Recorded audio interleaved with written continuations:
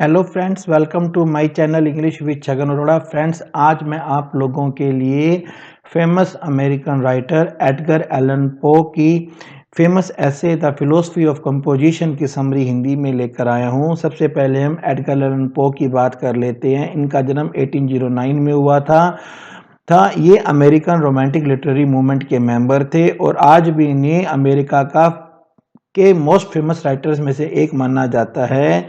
हालांकि ये पोइट्री और शॉर्ट स्टोरीज के लिए फेमस हैं, लेकिन ये एक एडिटर और लिटरेरी क्रिटिक भी हैं। इनको अपनी टेल्स के अंदर गोथिज्म, हॉरर और मिस्ट्री के यूज के लिए सबसे ज़्यादा फेमस माना जाता है। इनके कुछ फेमस वर्क्स में से हैं the raven, the tell tale heart and the cask of Amontillado. Unknown reason से 1849 में इनकी डेथ हो गई थी। जो ऐसे आज हम डिस्कस करेंगे वो ऐसे है द फिलोसफी ऑफ कंपोजिशन। ये ऐसे 1846 में जॉर्ज रेक्स ग्रैहम, जो कि पो के एक फ्रेंड और फॉर्मर एम्प्लॉय थे, उन्होंने पब्लिश किया था।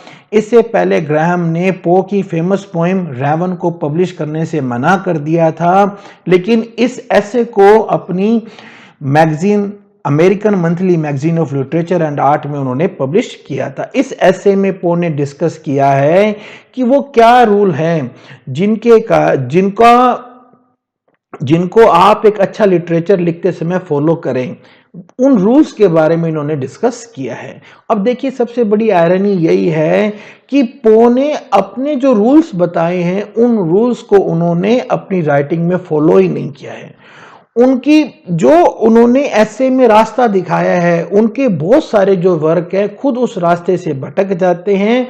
और टी.एस. इलियट जैसे लोगों ने ये कहा था कि अगर हमारे लिए इस ऐसे को पढ़ना बहुत मुश्किल होगा कि अगर हम ये माने कि पो अगर अपनी पोएम को इस कैलकुलेशन से लिखते, जो कैलकुलेशन उन्होंने इस ऐसे के अंदर बताई है, तब भी कोई खास फर्क नहीं पड़ता था।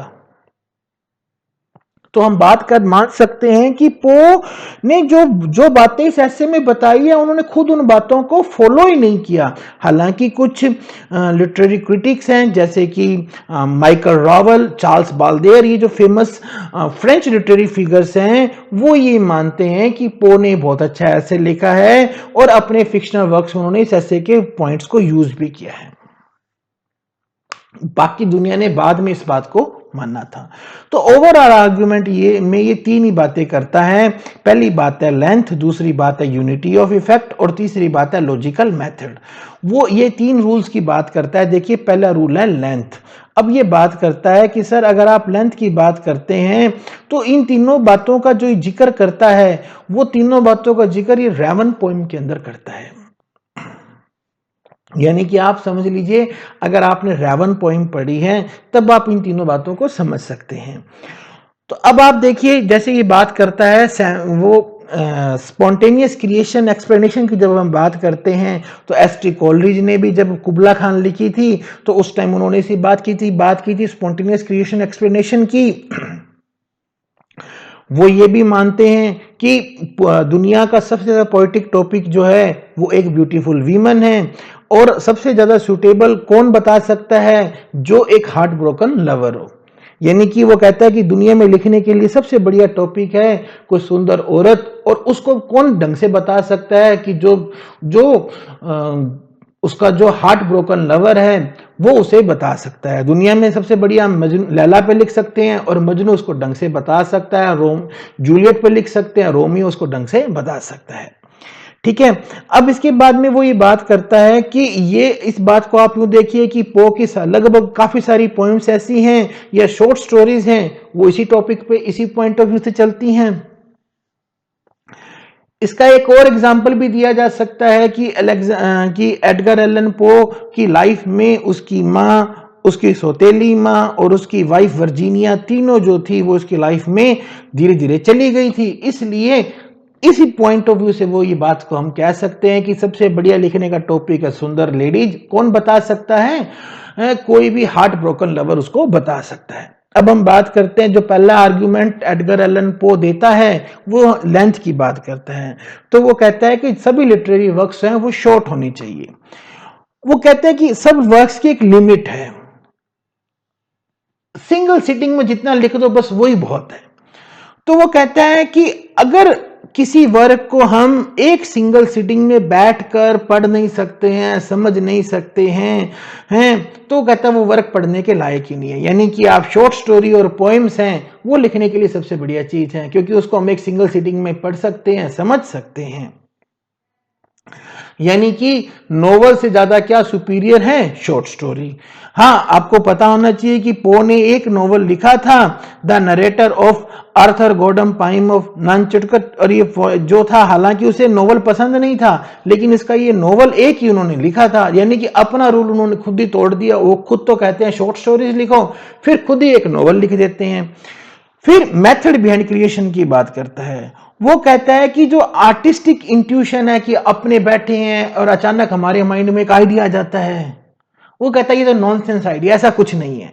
सारी राइटिंग मेथोडिकल और एनालिटिकल है, सोच समझकर, नाप तोल कर, जांच परख कर हम कुछ लिखते हैं। कोई ऑथर इस बात को मानेगा तो नहीं, क्योंकि इसका मतलब क्या होगा कि अब देखिए हम आपने कई बार इंटरव्यूज पढ़ेंगे, उसमें राइटर कहते हैं कि हमारे माइंड में अचानक एक आइडिया आया। It's nothing possible. क्योंकि अगर आपने ऐसा कह दिया ना कि मैंने सोच सोच कर लिखा है, तो फिर लोग वो जो उस बात को ढंग से मानेंगे नहीं, क्योंकि आपने बड़ा सोच समझ कर किस चीज को चूज करना है, किस चीज को डिस्कार्ड करना है, आपने बड़ा सोच समझ कर लिखा है। Method behind creation. फिर फाइनल बात वो ये कहता है कि एक पीस तभी लिखा जाना चाहिए जब हम ये डिसाइड कर लें कि इसका एंड कैसे होगा। मतलब स्टार्टिंग करने से पहले आप उसका एंड सोच लो, और इस तरह से उसके बाद में स्टोरी के अंदर इमोशनल रिस्पॉन्स डालो जिस तरह से आप उसको लिखना चाहते। इसे उसने यूनिटी इफेक्ट का नाम दिया था। इसके बाद में इसमें वो पहले आप डिसाइड कर लो कि हर डिटेल क्या आएगी, क्या उसकी टोन होगी, क्या थीम होगी, क्या सेटिंग होगी, क्या करेक्टर होगा, क्या कन्फ्लिक्ट होगा, क्या प्लॉट पॉइंट्स होंगे, ये सब कुछ आप पहले ही डिसाइड कर लो। इसे ही उसने बात की यूनिटी इफेक्ट की। जो पोइम का यूज करके हम ऐसे को अगर हम इलिस्ट्रेट करें, बड़ा इंटरेस्टिंग है। पो ने वो रावण के अंदर हर एक रूल को यूज किया। वो कहता है कि एक अच्छी पोइम जो है वो पब्लिक और क्रिटिक्स दोनों को अपील करे, और ये चीज आप इस पोइम को पढ़ के आप समझ सकते हैं, पब्लिक को भी अपील करती है, क्रिटिक्स को भी अपील करती है। इस पोइम का कोई भी पार्ट एक्सीडेंट नहीं है, हर एक एलिमेंट जो है वो पोइट ने बड़े अच्छे से कंट्रोल कर रखा है।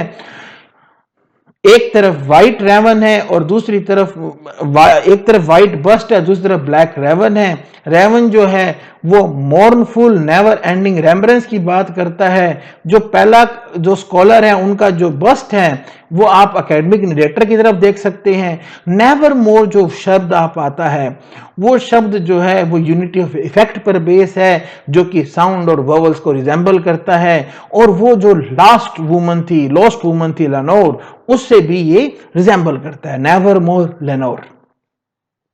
सो आई होप फ्रेंड्स, ये मेरा छोटा सा प्रयास है।